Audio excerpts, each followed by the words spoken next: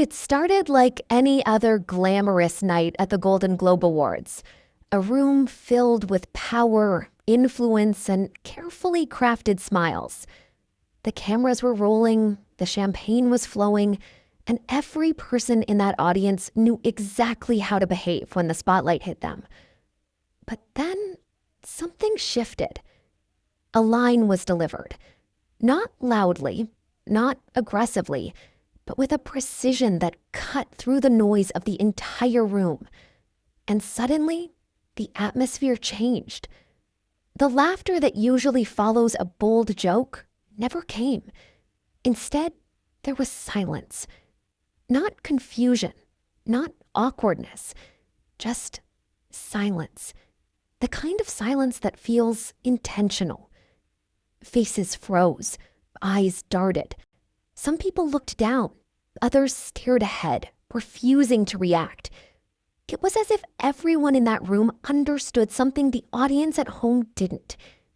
That moment didn't feel like comedy anymore. It felt like a boundary had been crossed.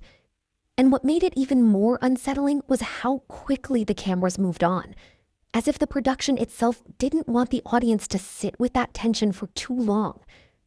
But that brief pause, that split second of stillness, raised a question that wouldn't go away. What exactly had just been said? And why did it land so differently? When Ricky Gervais took the stage, he wasn't just another host trying to entertain a room full of celebrities. From the very beginning, there was a different energy about him. Calculated, fearless, almost detached from the expectations of the industry around him. While most hosts tailor their jokes to please the people sitting in front of them, Gervais seemed to be speaking past them, directly to the millions watching from home. His delivery was calm, but his words carried weight. Each joke felt layered, like it meant more than what was being said on the surface. And as the night went on, those layers became harder to ignore. Reactions in the room grew tighter, more controlled. Smiles became forced. There were moments where the audience didn't know whether to laugh or stay quiet, and sometimes they chose silence. What made it stand out even more was that he didn't hesitate. He didn't backtrack or soften his tone. He continued, as if the tension itself was part of the message. It wasn't just about humor anymore. It felt like commentary. And by the time he delivered his most talked about lines, it was clear that he wasn't trying to win the room over. He was exposing something about it. And whether people agreed with him or not, one thing was undeniable. He had shifted the tone of the entire event. While these conversations were unfolding in different corners of the industry, Ellen DeGeneres stood as one of the most recognizable and trusted faces in entertainment. Her brand was simple, clear, and powerful. Kindness. It wasn't just a message she shared. It was the foundation of everything she built. Her show became a daily ritual for millions, a place where positivity and humor blended seamlessly. Guests laughed, audiences danced, and every episode reinforced the same idea. Be kind. Over time, that message became more than just a slogan. It became an identity. Ellen wasn't just a host. She was a symbol of warmth and relatability in a fast-paced, often harsh industry. And for years, that image held strong. There were no visible cracks, no major public controversies that threatened her position.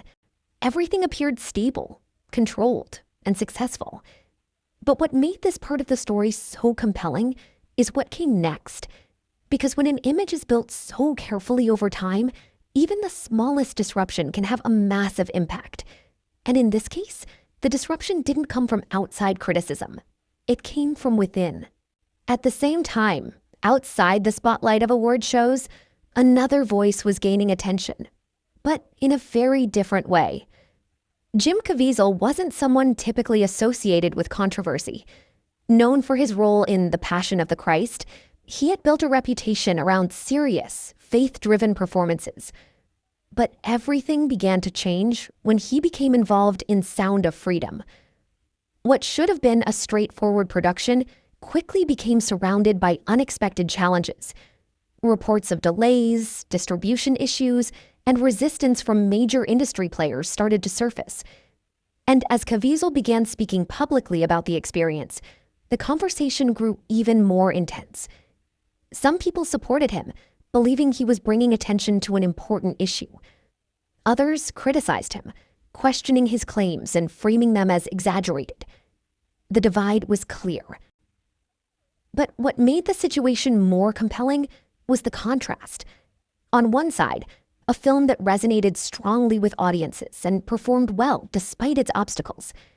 And on the other, an industry response that seemed unusually distant. Caviezel didn't step back from the conversation.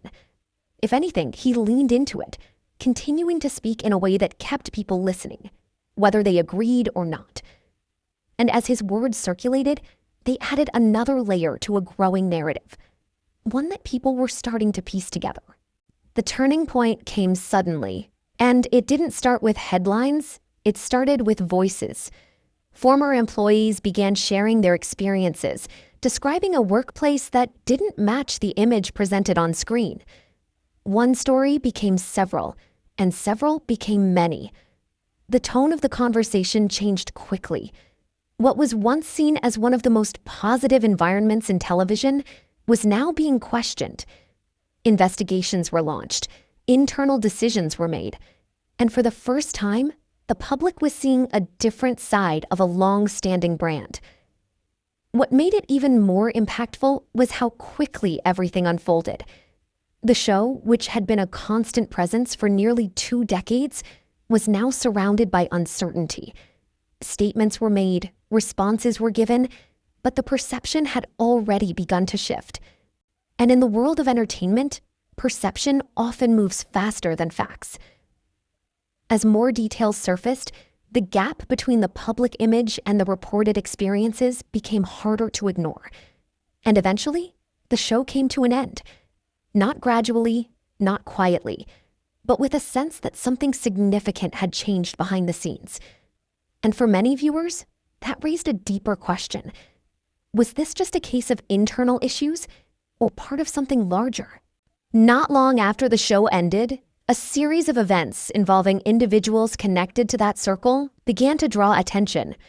These were serious, real-life situations that were covered by major media outlets and discussed widely online.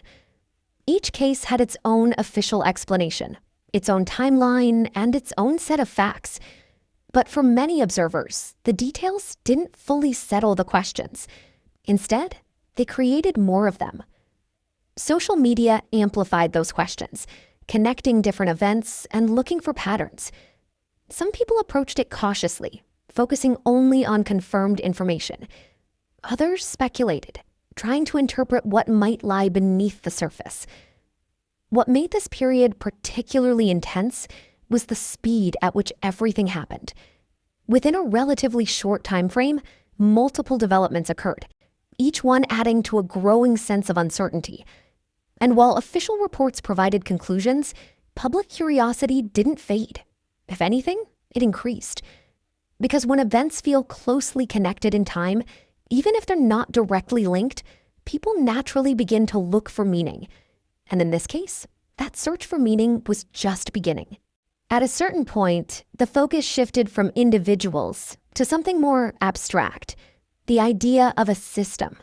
Not a single event, not a single person, but a network of influence, decisions, and timing. The pattern people began to notice wasn't necessarily about what was proven, but about how stories unfolded. Some surfaced quickly and dominated headlines. Others took years to gain attention. Some voices were heard immediately, while others were dismissed until much later. This pattern led to a deeper question. How does information move through an industry built on image and control? There are no simple answers. What we see publicly is often only a fraction of what exists behind the scenes. And while it's easy to connect dots, it's much harder to confirm what those connections actually mean. But one thing is certain, the conversation isn't over. As more information becomes available, perspectives will continue to shift. And the story, whatever its full shape may be, is still unfolding. Then came the moment that brought everything back into focus.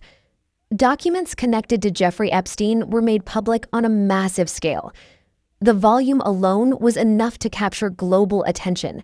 Millions of pages containing years of information. Names, associations, records. Each detail examined, discussed, and debated. It's important to understand that being mentioned in such documents does not automatically imply wrongdoing. But in the court of public opinion, context often becomes secondary to curiosity. As people began going through the material, connections, real or perceived, started to emerge. And suddenly, conversations that had once seemed separate were being linked together. The timing of everything made it even more compelling. Events from the past were being re-examined in light of new information. Statements that were once dismissed were being revisited, and the overall narrative became more complex. This wasn't just about one person or one case anymore. It felt like a broader web of relationships and timelines that people were trying to understand in real time.